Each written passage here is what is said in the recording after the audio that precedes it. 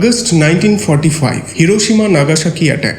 যখন জাপানের দুটো শহর হিরোশিমা ও নাগাসাকিতে অ্যাটমিক বম ব্লাস্ট হয়, এই মর্মান্তিক ঘটনার পর পুরো বিশ্বের নজর ছিল জাপানের ওপর। এই অ্যাটাকে অ্যাপ্রক্স 2 লক্ষ মানুষ মারা যায়। পাশাপাশি জাপানের ইকোনমি পুরোপুরি নষ্ট হয়ে যায়। সবাই ভেবেছিল জাপান আর নিজেকে ওয়েল ডেভেলপ দেশ হিসেবে প্রতিষ্ঠিত করতে পারবে না। কিন্তু যদি আমরা বর্তমান সময়ের কথা আলোচনা করি, জাপান কিন্তু আজকের সময় বিশ্বের সবচেয়ে বৃহত্তম ডেভেলপিং দেশগুলোর মধ্যে অন্যতম একটি দেশ। এমন একটি দেশ যা টেকনোলজি, ইনভেনশনস, এডুকেশনের দিক দিয়ে সবচেয়ে এগিয়ে। জাপানিজরা এমন কি করে থাকে যার দরুন বাকি দেশগুলোর লোকেদের থেকে তারা অধিক ইন্টেলিজেন্ট এবং স্মার্ট হয়?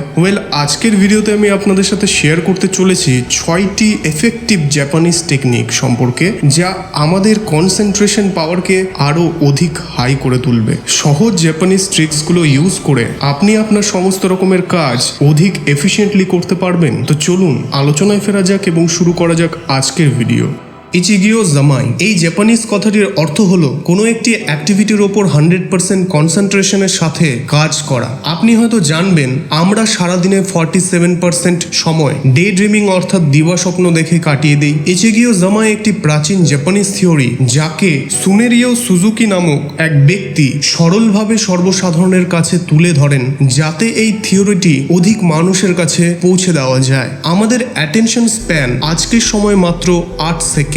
মানে হলো আমরা কোনো একটি টাস্ক ম্যাক্সিমাম 8 সেকেন্ড অবধি মনোযোগ সহকারে করতে পারি। তারপর আমাদের মনোযোগ সেই টাস্ক থেকে সরে গিয়ে নানান প্রকারের বিষয়ের উপরে পড়ে। এই অবস্থায় কনসেন্ট্রেশন লেভেলকে বাড়ানোই আমাদের প্রথম প্রায়োরিটি হওয়া উচিত। কনসেন্ট্রেশন লেভেলকে বাড়ানোর জন্য আমি আপনাদের সাথে কিছু ইম্পর্টেন্ট ট্রিক শেয়ার করতে চলেছি। তাদের মধ্যে প্রথমটি হলো ডোন্ট মাল্টিটাস্ক। মাল্টিটাস্কিং অর্থাৎ এক সময়ে একের বেশি কাজ করা। সময়ের সঠিক ব্যবহার একটি ভিন্ন বিষয়, কিন্তু মাল্টিটাস্কিংকে প্রোডাক্টিভিটি কিলার হিসেবে মনে করা হয়। এটি আপনার প্রোডাক্টিভিটিকে 40% কম করে তোলে। এই জন্য এর সবচেয়ে গুরুত্বপূর্ণ টিপসটি হলো এক সময়ে কেবলমাত্র একটি কাজ করুন। এটা এমন কোনো কমপ্লিকেটেড বিষয় নয়। বই পড়ার সময় শুধু বই পড়ুন, ল্যাপটপ ইউজ করার সময় শুধু ল্যাপটপ ইউজ করুন, মোবাইল ইউজ করার সময় শুধু মোবাইল ইউজ করুন। ল্যাপটপ ইউজ করার সময় আপনি যদি মোবাইল দেখতে দেখতে বই পড়তে পড়তে ল্যাপটপ ইউজ করেন, তাহলে আপনি 3টি অ্যাক্টিভিটির মধ্যে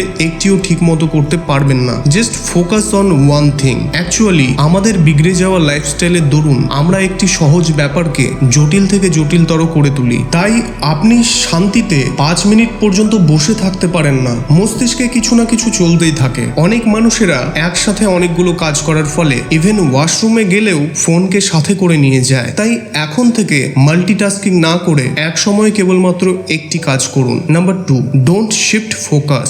জানেন কি হয়? আমরা একটি কাজ কমপ্লিট করতে না করতেই আমাদের মনোযোগ অন্য একটি জিনিসের উপরে স্থানান্তরিত হয়। এইভাবে বারবার ফোকাসকে স্থানান্তরিত করার দরুন আমাদের মনোযোগ ঘন ঘন ব্রেক হতে থাকে। তাই পড়তে বসার সময় আপনার ফোকাস পুরোপুরি বইয়ের উপরে থাকতে হবে। Number 3, small task. সারাদিনে ইউজুয়ালি আমরা জরুরি ও বড় বড় টাস্কগুলোকে অধিক ইম্পর্টেন্স দিয়ে থাকি, ছোট ছোট টাস্কগুলোকে নেগলেক্ট করতে থাকি। কিন্তু জাপানিজরা এমনটা করে না। তারা বলে থাকে আমরা সমস্ত ছোট টাস্কগুলোকে ততটাই মনোযোগ সহকারে করব যতটা আমরা বড় টাস্কগুলো কমপ্লিট করার সময় মনোযোগ সহকারে করে থাকি। জেনারেলি আমরা ভাবি তাড়াতাড়ি স্নান করার কথা, তাড়াতাড়ি ব্রেকফাস্ট করার কথা, কারণ ব্রেকফাস্টের পর পড়তে বসতে হবে অথবা অফিসে যেতে হবে। কিন্তু শান্তিতে ব্রেকফাস্ট করাটাও কিন্তু ততটাই ইম্পর্টেন্ট টাস্ক যতটা আপনার পড়াশোনা করা। জাপানিজ জেন মাস্টার এর পেছনের কারণ সম্বন্ধে বলেন, যখন ছোট ছোট টাস্কগুলোকে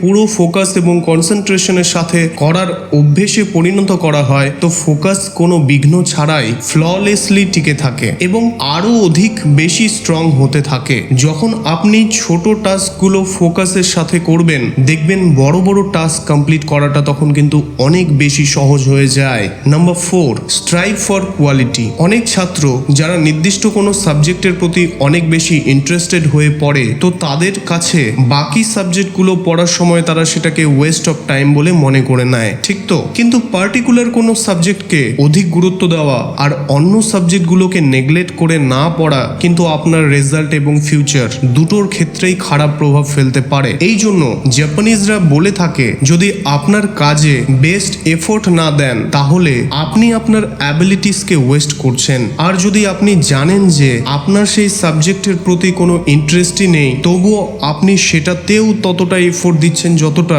আপনার ফেভারিট সাবজেক্টের উপর দিয়ে থাকেন, তাহলে কিন্তু এটা আপনার রেজাল্টের পাশাপাশি ফিউচারেও এর ভালো প্রভাব দেখা দিতে পারে। Number 5, study ব্রেকস। আপনি কি জানেন জাপান এবং সাউথ কোরিয়াতে ক্লাসরুমে স্টুডেন্টদের পুরো ফ্রিডম দেওয়া হয়। তারা রেস্ট করতে পারে, শুয়ে থাকতে পারে, নোভেল পড়তে পারে, গসিপ করতে পারে এবং অনুমতি ছাড়াই যে কোনো সময় ক্লাসরুমের বাইরেও যেতে পারে। আপনারা বলতেই পারেন যে এটা তো ডিসিপ্লিনের বিরুদ্ধে, কিন্তু এমনটা নয়। যখন স্টুডেন্টটি বুঝতে পারে তার কাছে পুরো ফ্রিডম রয়েছে, তখন সে এমন কোনো প্রকারের অ্যাক্টিভিটি করে না যার দরুন তার পড়াশোনায় ডিস্টার্ব হয়। অ্যাকচুয়ালি রুলস এবং রেগুলেশনস যত বেশি হয়, স্টুডেন্টসের সেগুলোকে ফলো না করার প্লেজার তত বেশি বেড়ে যায়। এই সময় রুলস মেনে না চলাটাই তাদের কাছে শ্রেষ্ঠ বলে মনে হয়। আপনি যখন আপনার পড়ার ফাঁকে বিরতি নেন, তখন সেই সময়টা কোন কোন অ্যাক্টিভিটি করে কাটান? হয়তো ফোন ইউজ করে থাকেন, গান শুনে থাকেন, কিন্তু এমনটা করা কিন্তু উচিত নয়। স্টাডি ব্রেকের সময় নিজের ব্রেনকে পুরোপুরিভাবে রেস্টে রাখুন। এমন কোনো অ্যাক্টিভিটি করুন যাতে আপনার ব্রেন রেস্টে থাকতে পারে, কারণ পড়ার সময় আমাদের অনেকটাই মেন্টাল এনার্জি অপচয় হয়। তাই স্টাডি ব্রেককে ব্রেকের মতো ইউজ করতে শিখুন। Number 6, kaizen. কাইজেন একটি জাপানিজ শব্দ যার অর্থ হলো কন্টিনিউয়াস ইমপ্রুভমেন্ট। কাইজেন টেকনিক আমাদের শেখায় কিভাবে ছোট ছোট ইমপ্রুভমেন্ট বড় বড় ডিফারেন্স ক্রিয়েট করতে পারে। মূল তত্ত্ব হলো focus on progress, not perfection. পূর্ণতা নয়, বরং অগ্রগতিতে ফোকাস করুন। আপনারও যদি বড় কোনো লক্ষ্য থেকে থাকে, তো সেটাকেও ছোট ছোট গোলসে ভাগ করে সেটার প্রোগ্রেসকে চেক করতে থাকুন। মাইন্ডসেটকে বদলান এবং নিজেকে বলুন, slow progress is also progress, অর্থাৎ ধীর অগ্রগতিও অগ্রগতি। অ্যাকচুয়ালি এসবে কোনো ফিক্স রুল থাকে না। নিজের রুল পজিটিভলি নিজেকেই তৈরি করতে হয়, আর সেই রুলসগুলোকে ফলো করার অভ্যেস গড়ে তুলতে হয়। ব্রেনকে অ্যাক্টিভ রাখার জন্য চ্যালেঞ্জেস দিতে থাকুন, তারপর দেখবেন ফাইনালি কিভাবে নিজের লক্ষ্য সহজে পূরণ করতে পারছেন। তো বন্ধুরা, এই ভিডিওটি এখানেই শেষ করছি।